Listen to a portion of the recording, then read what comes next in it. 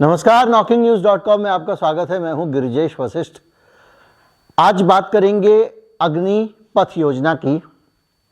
Supreme court ने सरकार में जो जवाब दिया है अग्निपथ को लेकर, उसके बाद एक तस्वीर साफ हो रही है और अब जाके समझ में आ रहा है कि ये अग्निपथ योजना क्या है। आप सोचिए, एक योजना का अप्रत्याशित अचानक ऐलान किया जाता है, उस योजना में भर्ती चालू कर दी जाती हैं, उसमें नौजवान जाकर वहाँ टूटने लगता है भर्ती के लिए, और बाद में पता चलता है कि वो योजना वो नहीं है जो वो समझ रहा था।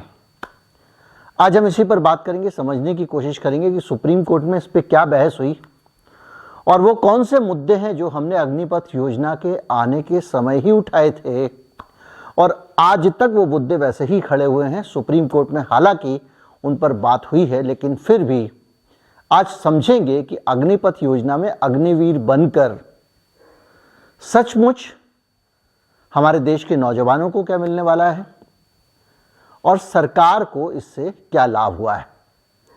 मैं अभी हाजिर होता हूं, कहीं मत जाइए, चैनल को सब्सक्राइब कर लीजिए। हमारा यूपीआई आईडी डिस्क्रिप्शन में, उसके जरिए भुगतान कर सकते हैं। एक क्यूआर कोड भी आपको स्क्रीन पर दिखाई देगा, वो भी भुगतान करने का जरिया बन सकता है यूपीआई के जरिए। और आप सबसे बेहतरीन तरीका यह है कि आप एक थैंक्स बटन है, अगर ये काम ना करे यूपीआई, वीडियो के नीचे है यूट्यूब की सुविधा है, उसका लाभ ले सकते हैं, उसके जरिए आप हमारी मदद कर सकते हैं। मैं अभी आया।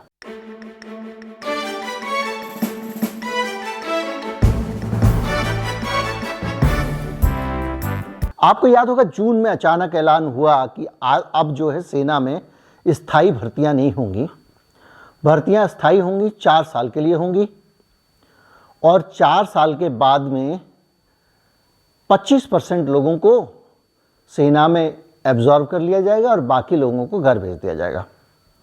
जब ये योजना आई थी तो ये वातावरण बना था कि भाई, आपने जिन लोगों के ऑलरेडी टेस्ट लिए हुए हैं, जिनके फिजिकल हो चुके हैं, उन लोगों की सारी भर्तियां, सारी मेहनत को एक तरफ रख दिया और अब आप उनको कह रहे हैं कि दोबारा से टेम्परेरी नौकरी में आइए। इस योजना का विरोध हुआ, बड़ी संख्या में नौजवान सड़कों पर उतरे, उसका हिंसक विरोध भी हुआ था।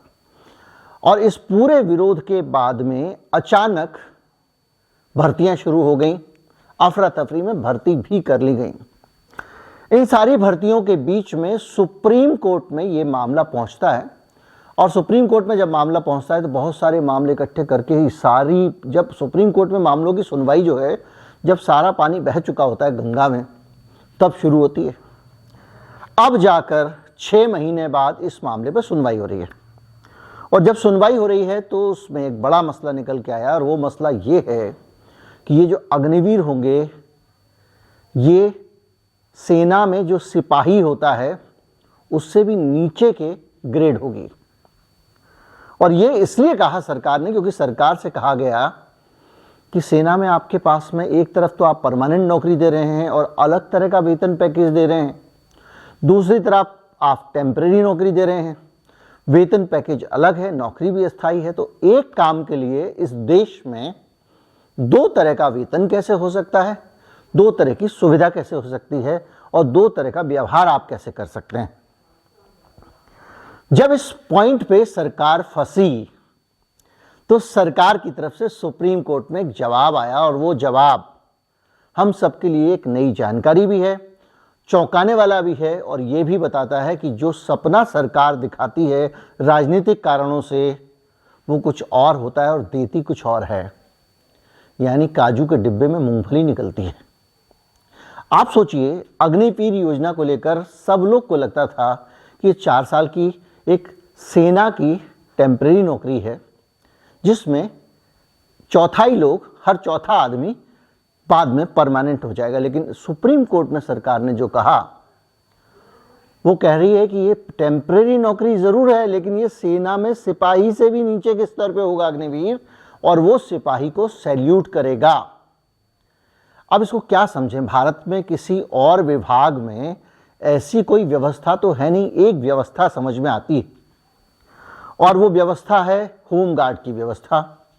होमगार्ड वैसे तो अग्निवीर की तरह पुलिस डिपार्टमेंट का हिस्सा नहीं होते हैं, लेकिन वो भी अस्थायी तौर पर रखे जाते हैं और उनको अस्थायी तौर पर रखने के बाद उनका वेतन भी अस्थायी तौर पे होता है और उनकी नौकरियों में उनमें कम से कम एक बेहतरी ये है कि होमगार्ड की नौकरी का कार्यकाल पूरा हो जाता है तो उनको 2, 4, 6 दिन 10 दिन घर पे बिठा के दोबारा से भर्ती करके होमगार्ड का काम करा सकते हैं।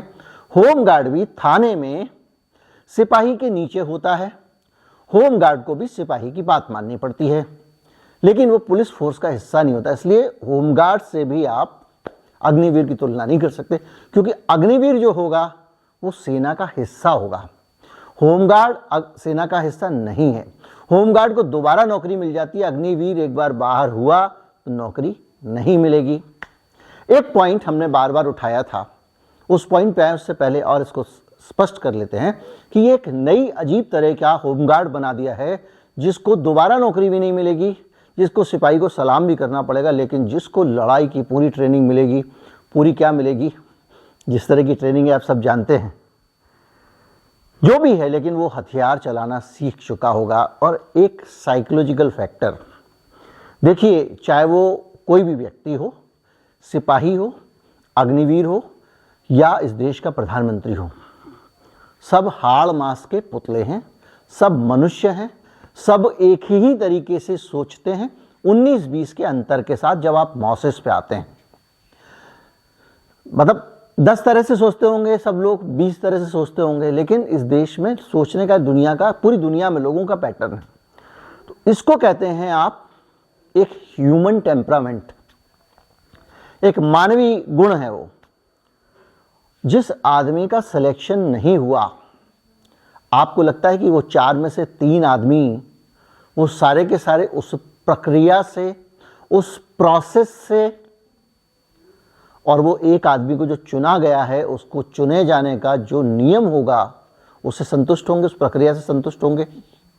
आपको क्या लगता है कि जो लोग 3 लोग हैं जिनको चुना नहीं गया है, वो 3 लोग हमेशा ऐसे होंगे जो चुने जाने योग्य नहीं होंगे, या एक ही चुना जाना है तो भले ही चारों काबिल हो, आपको उसमें से किसी एक को पिक करना ही पड़ेगा, क्योंकि आपके ऊपर एक संख्या का बंधन है।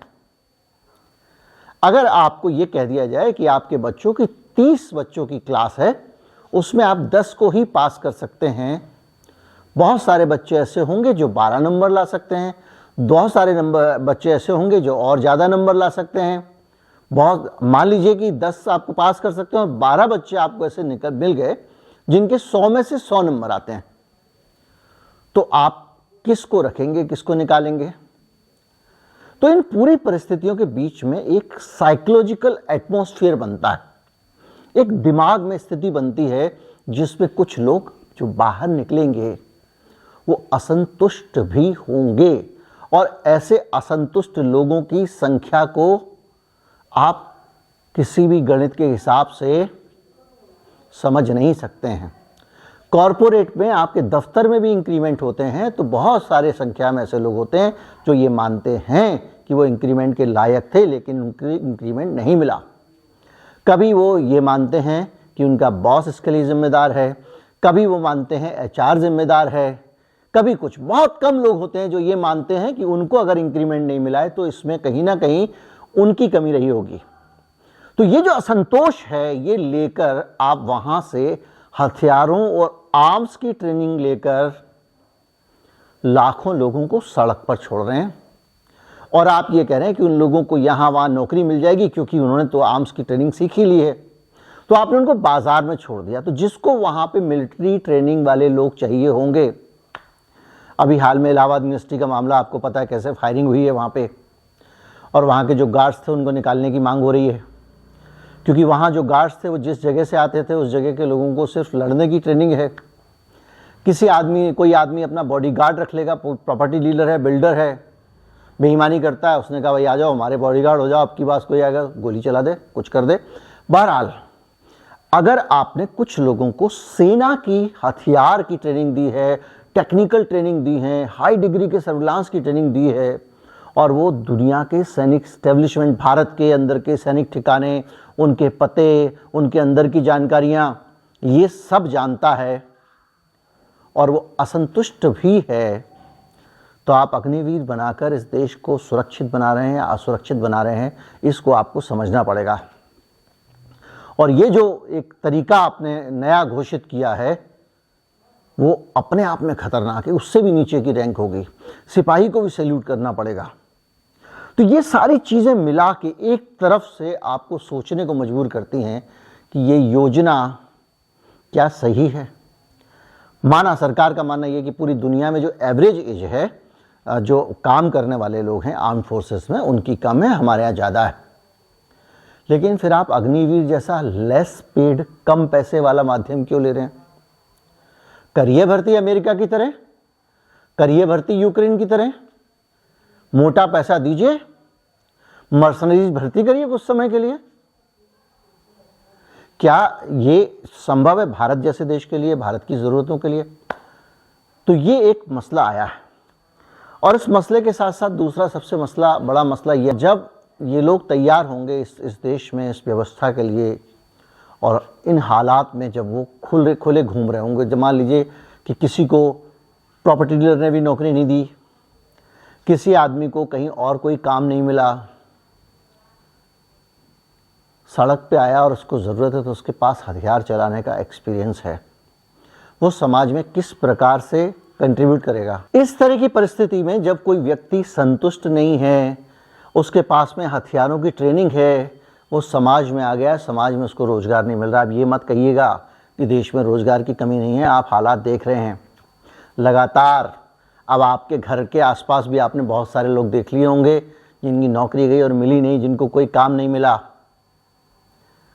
तो वो एक स्थिति है जिसको कि इस देश में अभी भी एड्रेस करने की ज़रूरत है।